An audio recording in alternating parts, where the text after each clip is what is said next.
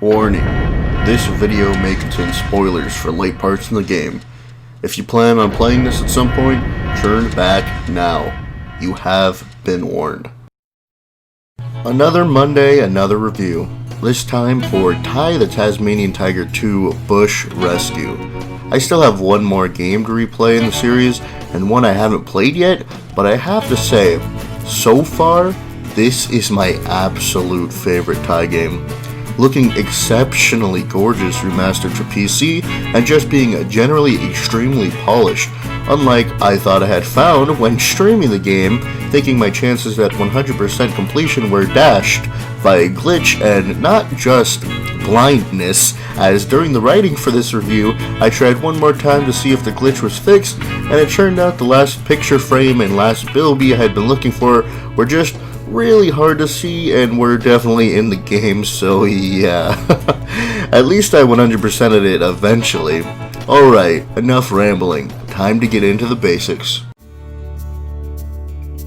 Now, if you haven't played the original, this game is about a Tasmanian tiger named Ty who bites and throws boomerangs around. A little weird, yes. A lot of fun, hell yes. The general gameplay has you going around doing missions such as fixing bridges in a helicopter or moving alligators around the outback setting of southern rivers. You can buy many different kinds of boomerangs that do a multitude of things, but their importance in this game is slightly lessened, as you don't really need the extra boomerangs, but the help and the amount, plus them all doing different things or being upgraded versions is a nice touch, as it gives the game a lot of variety on how you go about doing things. This time, you don't need to collect anything to advance the story, like in the first, and in fact, Thunder Eggs aren't even in this game, unless you count the ending. For the most part, in the first game, you were walking around the world, and while that basically holds true in this game, the map is now much bigger, and the game lets you actually use a car to drive around the world, visiting various places, such as a volcano and a pretty big beach. This is really all you do in this game, though there are extras. Oh boy are there extras, which I'll explain about in the extras section. Now on to the story. This follows the events right after the first game, where Ty and the gang had defeated Boss Cass and put him in jail. The opening sequence has the crew called into a giant attack on Currawong that eventually leads Ty to the jail, where he spots Fluffy from the first game. She breaks a hole into the side of the jail while piloting a Bunyip mech, as Ty confronts her in his own Bunyip mech. Fighting her leading Ty's friends, Ranger Ken and Duke, showing up in a helicopter, attempting to help. Fluffy seizes the opportunity and shoots them down, forcing Ty to abandon their fight in order to save his friends. While he does that, Fluffy successfully frees Boss Cass, and the pair escape on a dropship. 2 months later, Dennis from the first game is having a ceremony announcing Bush Rescue, a special group dedicated to protecting southern rivers. In a crazy turn of events, the gang is told that they can't just go and apprehend Boss Cass, as during this time he has founded his own country called Cassopolis, gaining diplomatic immunity. So the gang decide to wait and see what he does, so they have reason to put him away for good.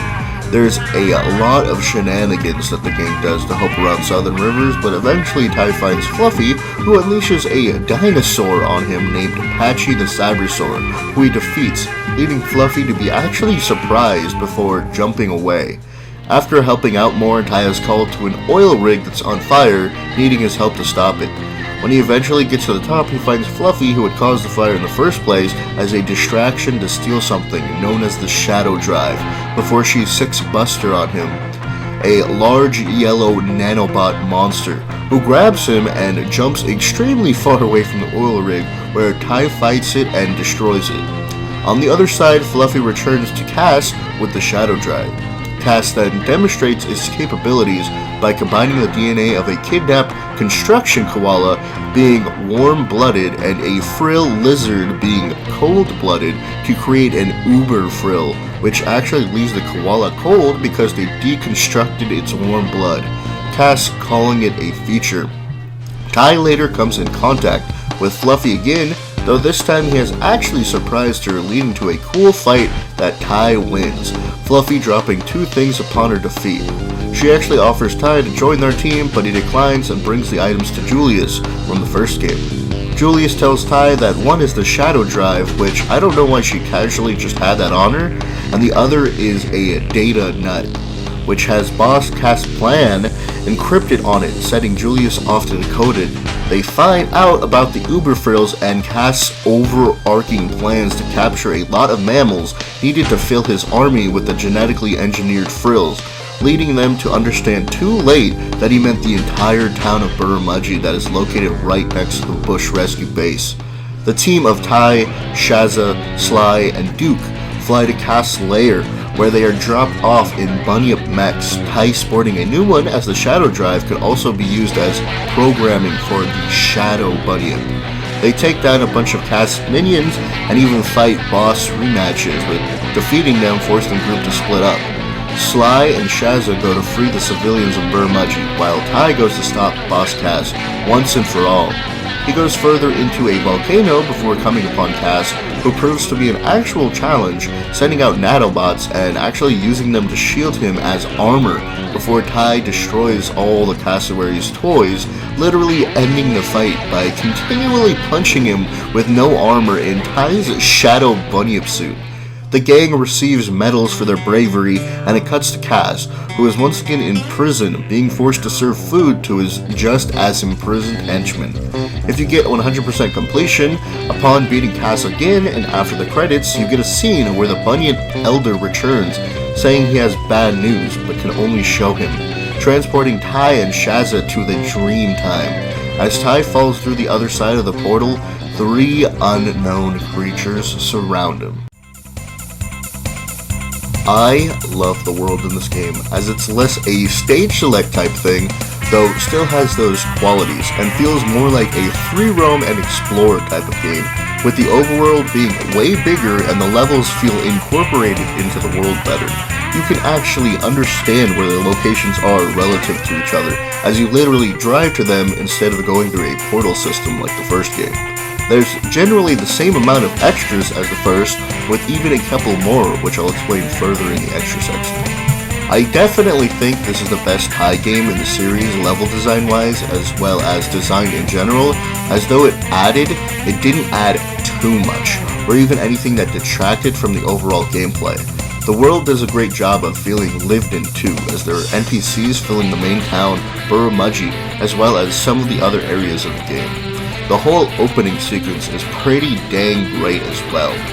While I said the first game's soundtrack is superior, it's definitely due to nostalgia, as there are just as many fantastic tracks in this game, so keep an eye out for my top 10 tracks for this game.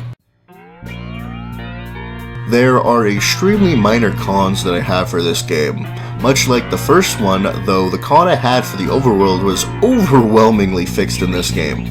My first one is just kinda sad, and I really don't take it to heart, but it is a weird missed plot point that can just be down to giving wacky enemies, but there was going to be a big plot point that involved time travel because there are dinosaurs throughout the game, especially in the Never Never, which is never really explained what was going on.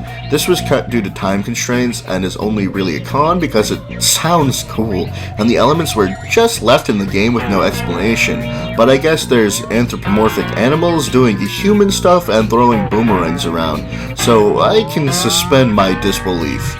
The only other thing is that as far as the main story goes, it's rather forgettable compared to the first and third entries in the series, as it mimics the first, just being Boss Cass trying to take over the world, technically for the third time.